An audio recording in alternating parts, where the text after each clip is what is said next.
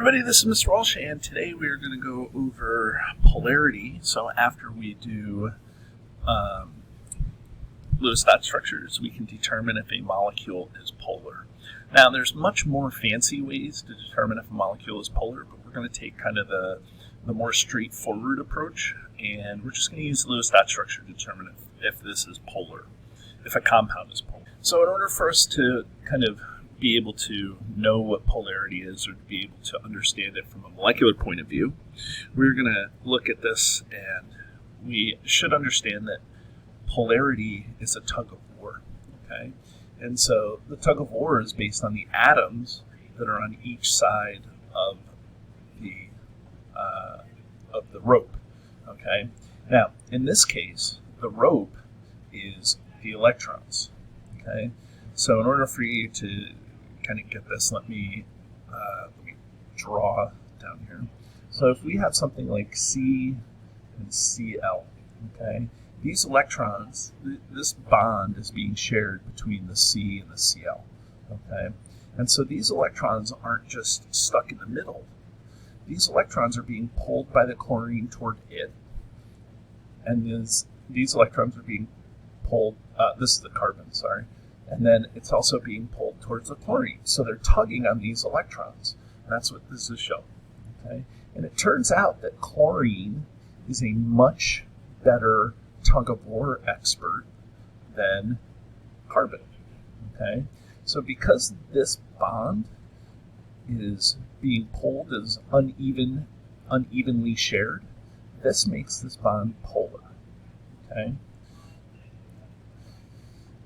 Now you can have a carbon and a carbon. Now, each of these atoms are the same. So if you have the same person or the same atom on each side tugging at the carbon, you can imagine that this bond isn't going to be pulled in one direction or the other. It's just going to kind of stay there, and so this makes this bond non-polar. Okay? And lastly, I'll bring this up because this is a good time to do it.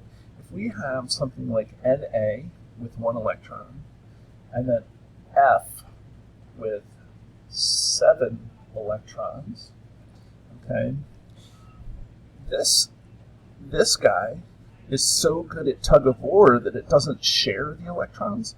It just rips this electron off and makes this an ionic bond. So an ionic bond is just a really extreme case of a sharing, where the extreme is that this electron, instead of being shared and they're fighting over it, fluorine just comes up and takes it and rips it right off. Okay, and that's what we get with polar molecules. Okay, first to figure out if a molecule is polar, okay, we need to ask 2 questions. There's 2 questions here. 1, 2. The first question is we're going to check the bonds. And the bonds question is, are they bonded to the same element throughout? Okay, so like C, Cl, Cl, Cl, Cl.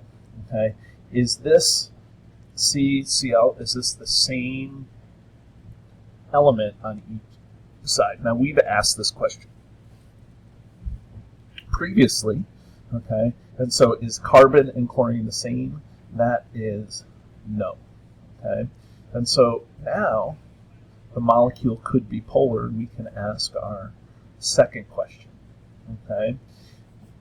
If it's something like N, are they bonded to the same element? Okay, or are they bonded? Yeah, are they bonded to the same element? The answer here is yes, and there's no way that this can be polar. Okay, if they're bonded to the same element, they're definitely not polar. The exception to this is if you have methane, CH4, okay, or a CH bond. CH, these 2 things are considered the same, okay? Even though they're not the same, they're considered the same. Another reason why hydrogen is a pain in the neck. Okay, so hydrogen is kind of the same as carbon. So in this case, we're going to say that this is automatically nonpolar. Okay, and so once we determine that they're different elements that are on either side of the bond, now we're going to look at the central atom. And we're going to say if there's non-bonding electrons, if there's dots, okay, then the molecule is polar. So here, okay, there's no dots. So if it's no dots, it's a non-polar molecule. Okay, this is non-polar. Something like this.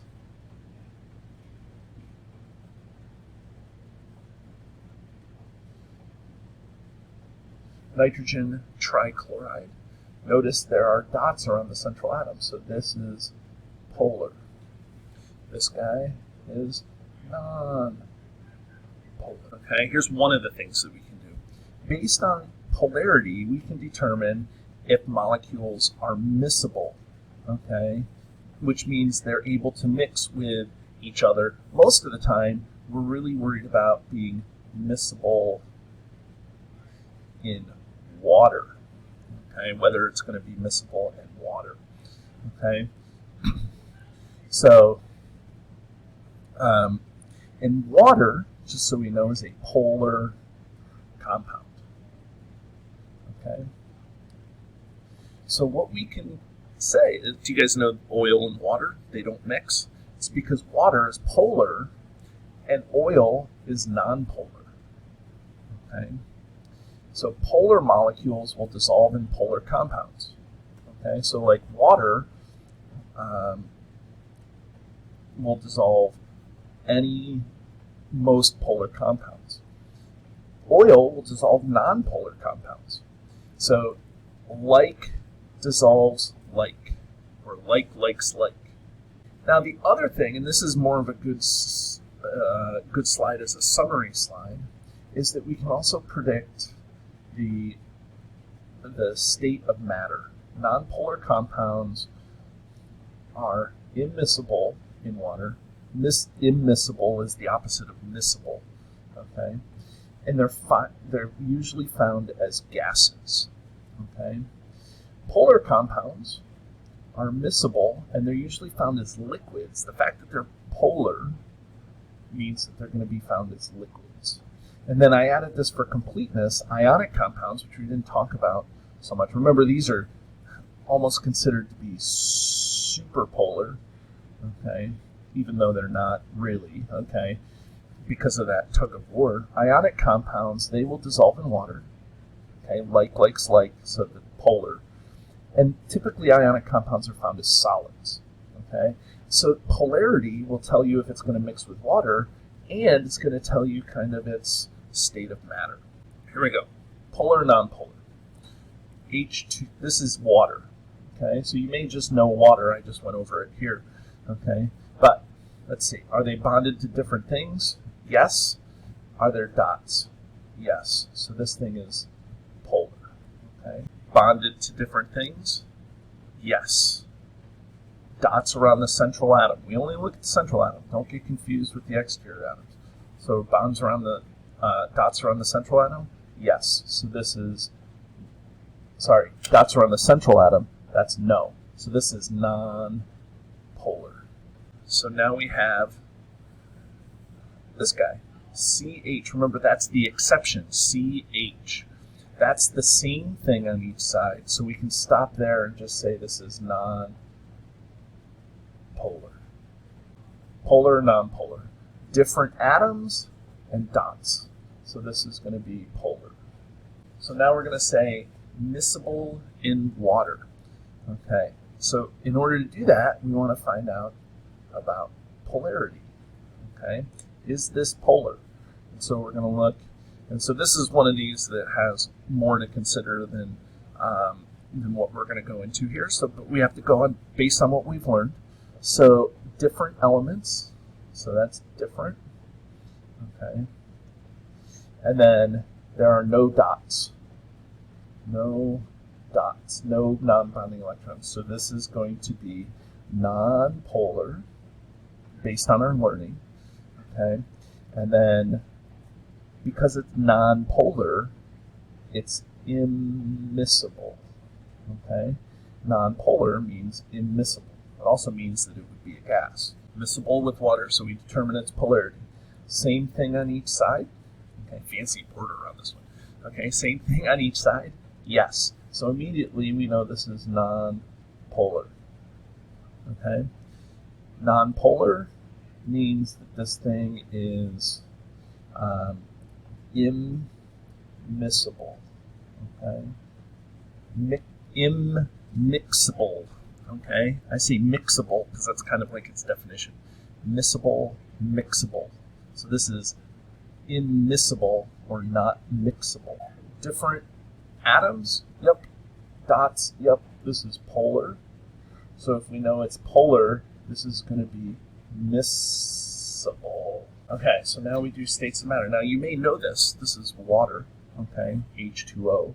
But let's go through and talk about why water is a liquid. Okay, so different atoms and electron pairs. So this thing is polar. Okay, so if it's polar, remember polar molecules are typically going to be liquids. Okay, so that's why this is a liquid, because this thing is a polar molecule. Now we have this compound. Okay, you may recognize it. I won't spoil it if you don't.